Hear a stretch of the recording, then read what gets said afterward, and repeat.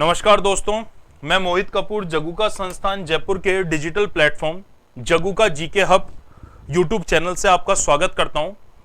Computer के lecture जो पटवार की परीक्षा के हिसाब से कंप्यूटर का सेगमेंट होता है वो मैं आपको लगातार करवाता हूं और कंप्यूटर वाले सेगमेंट का आज मैं आपके सामने यहां पर ये लेक्चर लेने आया हूं कि किस तरह से हम जो कंप्यूटर वाला सेगमेंट है उसके बारे में चर्चा कर सकते हैं।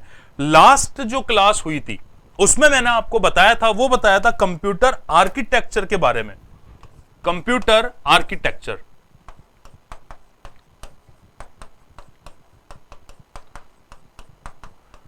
ठीक है, इसको हम कंप्यूटर के ब्लॉक डायग्राम के अंतर्गत भी लेते हैं।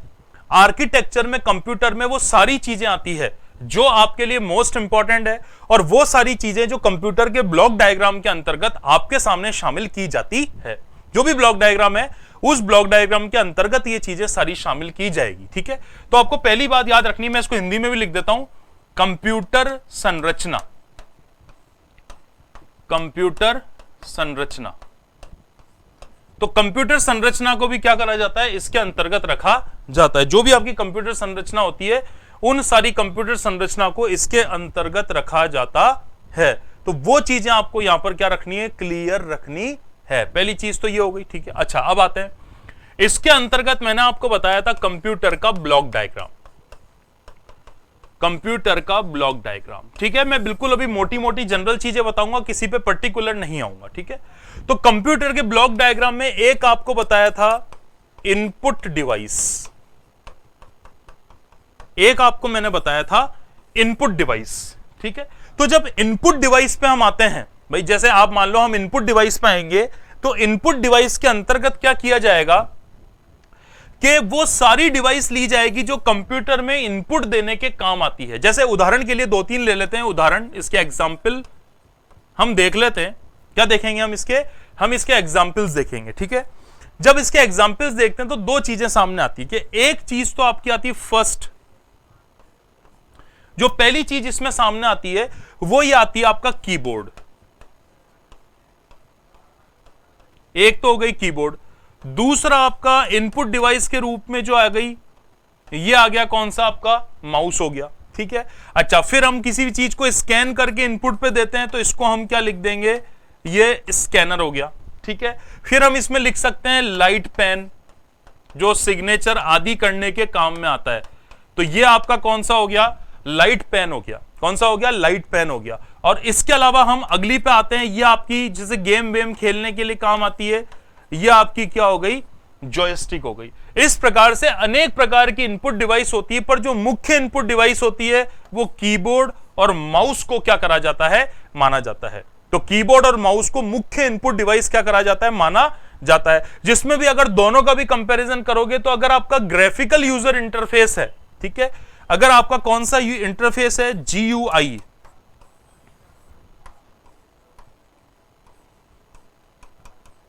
ग्राफिकल यूजर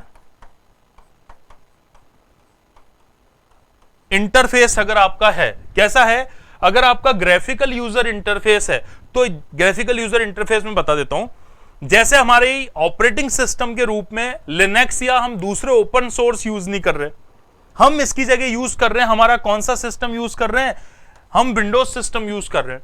तो विंडोज में आपने देखी होगी अगर किसी यूजर ने विंडोज को ओपन किया तो विंडोज को ओपन करने के बाद क्या होता है, वो यूजर को हर चीज वहां पे उपलब्ध होती है।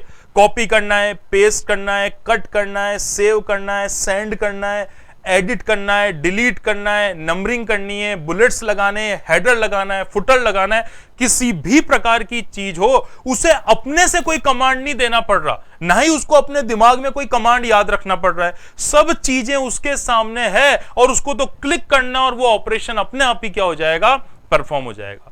तो बाउंडेशन तो क्या हो गई, जितने ऑपरेशन सामने स्क्रीन पर दे रखे हैं वही कर सकते हो, उसके अलावा कोई नहीं कर सकते। बट उसमें लगभग सारे के सारे ऑपरेशन इंक्लूड होते हैं। जो हमारे पहले के ऑपरेटिंग सिस्टम होते थे, जैसे सिंपल उदाहरण के लिए MS DOS, तो MS DOS का जब हम प्रयोग करते थे तो वहां क्या होता था भाई, आपने क्या करा था, MS DOS का प्रयोग किया। अब जब आप एमएस डॉस का प्रयोग करते थे तो वहां सबसे पहली चीज क्या होती थी एमएस डॉस के प्रयोग करते समय, कि आपको सारे कमांड याद रखने पड़ते थे, क्योंकि जब भी ओपन सोर्स पे काम करेंगे तो कमांडिंग याद रखनी है, तो वो टाइम कंज्यूमिंग भी होती है, उसमें गलती होने की संभावना भी रहती है, यूजर को बहुत ज्यादा दिमाग लगाना पड़ता है। तो इसलिए सबसे बेस्ट आज के जो इंटरफेस हैं वो कौन से हैं? Graphical user interface. तो इसके लिए सबसे बेहतरीन डिवाइस को हम किसको बोल सकते हैं? माउस को। काम फास्ट होता है ग्राफिकल यूजर इंटरफेस पर, कीबोर्ड भी ग्राफिकल यूजर इंटरफेस पे काम करता है। अब एमएस डॉस जैसे सिस्टम होते थे तो वहां पे ब्लैक स्क्रीन होती थी, आपको सारे कमांड टाइप करने पड़ते थे, सारे कमांड आपको याद रखने पड़ते थे, तो वहां आप ज्यादातर किसका प्रयोग कर सकते थे? कीबोर्ड का। वहां माउस का प्रयोग नहीं हो पा रहा था, पर इसमें माउस का प्रयोग होने से हमें काफी हद तक क्या मिली है? चीजों से हम बहुत ज्यादा फेमिलियर हुए हैं और चीजें क्या हुई है? आसान हुई है। तो ये आपको चीजें क्या रखनी है? थोड़ी सी इसमें याद रखनी है। तो ये सारी इनपुट डिवाइस हो गई। अब इनपुट डिवाइस काम कैसे करती है तो मैं दूसरे पेज पे एक बार बताता हूं।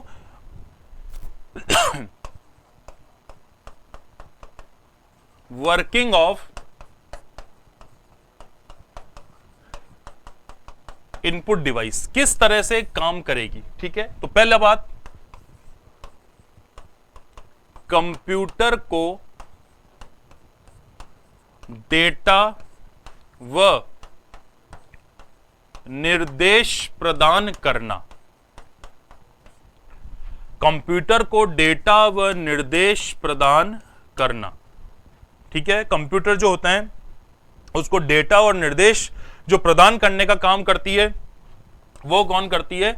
इनपुट डिवाइस करती है। कंप्यूटर को डेटा, आपको कोई प्रक्रिया करवानी है सपोज आपको 2 और 2 को जुड़वाना है, तो 2 और 2 4 होते हैं, तो 2 और 2 आपको तो इनपुट देने पड़ेंगे, तो उसको क्या बोलेंगे? डेटा। और दोनों को जोड़ने की जो इंस्ट्रक्शन है वो इंस्ट्रक्शन करेगा तो सीपीयू सॉल्व, सीपीयू का एलयू सॉल्व करेगा, बट आपको तो देनी पड़ेगी। तो वो डेटा और निर्देश कंप्यूटर को प्रदान करने के लिए जिन डिवाइस को हम यूज करते हैं उस प्रकार की डिवाइस को हम क्या कहते हैं? इनपुट डिवाइस के नाम से जानते हैं, ठीक है।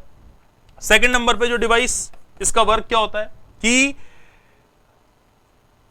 यूजर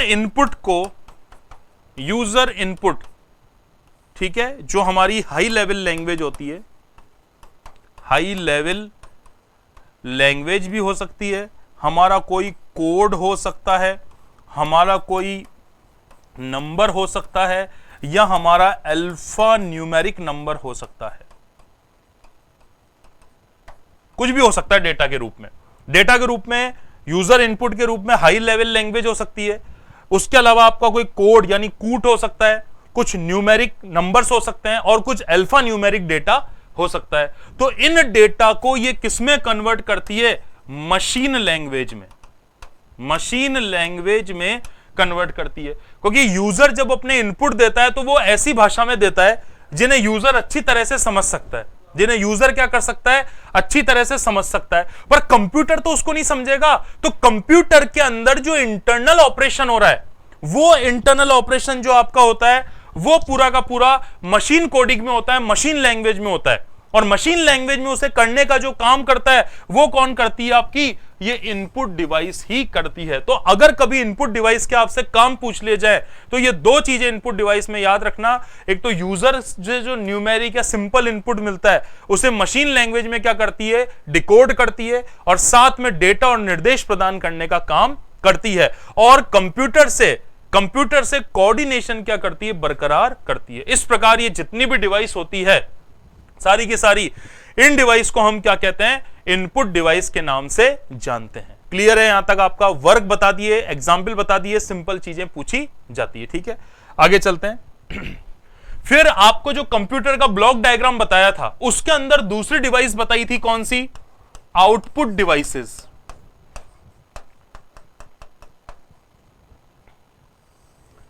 उसके अंदर जो डिवाइस बताई थी वो आउटपुट डिवाइस बताई थी। तो आउटपुट डिवाइस के 2 काम है। देखो, पहला या बिल्कुल सिंपल है, ऐसे ध्यान रख लो कि जो इनपुट डिवाइस काम करती है उसका बिल्कुल जो रिवर्स ऑपरेशन करता है, भाई इनपुट डिवाइस जो है, इनपुट डिवाइस का जो रिवर्स ऑपरेशन करने का काम करता है वो कौन करता है? आउटपुट डिवाइस करती है। यानी कंप्यूटर से प्रोसेस किए हुए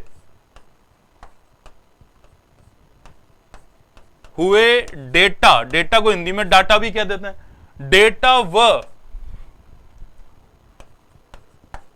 परिणाम को प्राप्त करना, एक तो यह काम हो गया, ठीक है। और दूसरा, मशीनी भाषा से कंटेंट को यूजर लैंग्वेज में बदलना, यूजर लैंग्वेज में क्या करना, बदलना। तो दो तरह से हम इसको क्या कर सकते हैं, हमारा काम कर सकते हैं। जैसे एक तो आपको बताया था इनपुट डिवाइस तो डेटा को क्या करने के काम आती है, देने के काम आती है। आउटपुट डिवाइस क्या करेगी, आपने डेटा दिया, जैसे उदाहरण मैंने वहां बताया था, वही सेम उदाहरण बता रहा हूं। आपने इनपुट दिया कंप्यूटर में 2 + 2, कंप्यूटर ने प्रोसेस करा, प्रोसेस करके इसको क्या कर दिया, 4 कर दिया। कंप्यूटर ने क्या करा, प्रोसेस करा, और प्रोसेस करने के बाद इसको क्या कर दिया, आपके 4 कर दिया। प्रोसेस करा इस पे, और प्रोसेस करने के बाद जो डेटा था उसको लगभग क्या कर दिया, ये 4 कर दिया। ये कितना कर दिया, डेटा को 4 कर दिया आपके, ठीक है। यहां तक तो आपको चीजें क्या आ गई, समझ में आ गई। यहां तक जो चीजें थी एकदम क्या हो गई, क्लियर हो गई, ठीक है। अब इसमें आपको क्या ध्यान रखना है, यहां पर कि 4 हो गया। अब 4 आपको आउटपुट पर रिजल्ट की फॉर्म में दिखाना है। तो जब रिजल्ट की फॉर्म में दिखाओगे तो वहां क्या आ जाएगा, आंसर 4 है। तो आउटपुट डिवाइस में एक डिस्प्ले होगा, और उस डिस्प्ले पे रिजल्ट क्या होगा, शो होगा। तो जो काम इनपुट डिवाइस करती है उसका बिल्कुल रिवर्स ऑपरेशन जो करती है वो कौन सी डिवाइस करेगी, आपकी आउटपुट डिवाइस करेगी। कौन सी करेगी, आउटपुट डिवाइस उसकी करेगी, ठीक है। एक चीज आपको यह ध्यान रखनी है। दूसरा, मशीनी लैंग्वेज, जो आपका जो भी कोड होगा वो बाइनरी फॉर्म में हो सकता है, बाइनरी फॉर्म में हो सकता है। तो जो भी कोड बाइनरी फॉर्म में है उस कोड को यूजर लैंग्वेज में क्या करता है, कन्वर्ट करता है। यानी आप सिंपल बोल सकते हो कि एक प्रकार के डिजिटल सिग्नल को एनालॉग फॉर्मेट में बदलने का काम करता है, और उस एनालॉग इलेक्ट्रिकल फॉर्मेट में बदलता है जिसे हम अच्छी तरह से क्या कर पाते हैं, एक्सेप्ट कर सकते हैं, ठीक है। तो एक ये आपका वर्क हो गया किसका, आउटपुट डिवाइस का। अब आपसे आउटपुट डिवाइस के क्या पूछे गए, एग्जाम्पल्स। तो पहली बात, आउटपुट डिवाइस का काम क्या होता है, कंप्यूटर के साथ कोऑर्डिनेट करना। यदि आपने अपनी डिवाइस में कंप्यूटर के अंदर वो जो कनेक्टेड आउटपुट डिवाइस है या कनेक्टेड इनपुट डिवाइस है उनके अगर ड्राइवर्स इंस्टॉल नहीं कर रखे तो वो चीज आपके कंप्यूटर को सपोर्ट नहीं करेगी, और ना तो उसमें इनपुट जाएगा, एरर दिखाएगा, और ना ही आउटपुट आएगा। जनरली हम क्या करते हैं, जब आउटपुट डिवाइस को कंप्यूटर से कनेक्ट करते हैं तो उसमें हमें ड्राइवर्स इंस्टॉल करने बहुत जरूरी होते हैं। जैसे एक एग्जाम्पल के रूप में आपका हो गया मॉनिटर। मॉनिटर जैसे हम बिल्कुल आम बोलचाल की भाषा में क्या बोलते हैं, स्क्रीन भी कहते हैं। जो भी आपका रिजल्ट है, जो भी आपका परिणाम है, जो भी आपका आउटपुट डेटा है, वो सारी चीजें आपको किस पे शो होती है, मॉनिटर पे। तो मॉनिटर एक आउटपुट डिवाइस के रूप में क्या करा जाता है, क्लासिफाइड किया जाता है। फिर आपका एक सिंपल सा आउटपुट डिवाइस हो गई प्रिंटर। एक बिल्कुल सामान्य सी आउटपुट डिवाइस कौन सी है, आपकी प्रिंटर है। प्रिंटर पे आप बिल्कुल कागज से जो भी चीजें अंदर रिजल्ट की फॉर्म में है उसको आउटपुट पे क्या करते हो, प्राप्त करते हो। तो ये आपका कौन सा हो गया, प्रिंटर हो गई। इसी तरह से बड़े वाले जो प्रिंटर होते हैं जिन पे नक्शे आदि प्रिंट होते हैं, बाहर आते हैं, उनको हम क्या कहते हैं, प्लॉटर। तो प्लॉटर भी इसी प्रकार की डिवाइस हो गई, पर बड़े पेजेस उसमें क्या करे जाएंगे, लगाए जाएंगे। तो कोई भी चीज आउटपुट पे, जैसे आपका साउंड के लिए हो गया, साउंड के लिए आपका साउंड सिस्टम हो गया। तो साउंड आप क्या करते हो, कोई सॉन्ग चल रहा हो, साउंड को कानों में सुन रहे हो, तो स्पीकर या ईयरफोन से सुन रहे हो, तो वो भी साउंड सिस्टम जितने भी होते हैं वो भी आपके कौन से हो गए, आउटपुट डिवाइस हो गए। और वो इस फॉर्म में इस डेटा को कन्वर्ट कर रहे हैं जिसमें यूजर उनको अच्छी तरह से देख सकता है, सुन सकता है और समझ सकता है। ठीक है, तो आज का लेक्चर इसका कंप्यूटर का थोड़ा शॉर्ट करेंगे। अभी मैंने आपको केवल डिस्क्रिप्शन किस किस का दिया था, इनपुट डिवाइस और आउटपुट डिवाइस का दिया था। जो मेन सीपीयू होता है वो मैं कल वाले लेक्चर में आपको अच्छी तरह से समझाऊंगा। ठीक है, तो दोस्तों आप लेक्चर को लगातार देखते रहिए, लाइक शेयर सब्सक्राइब करें। मोबाइल ऐप की फिजिकल लॉन्चिंग आज हो गई है, 6-7 दिन बाद आपको गूगल प्ले स्टोर पे मिल जाएगा। कोर्स के बारे में मैंने एक अलग से वीडियो बनाया है जो आप उसमें देख सकते हैं। बहुत बहुत धन्यवाद।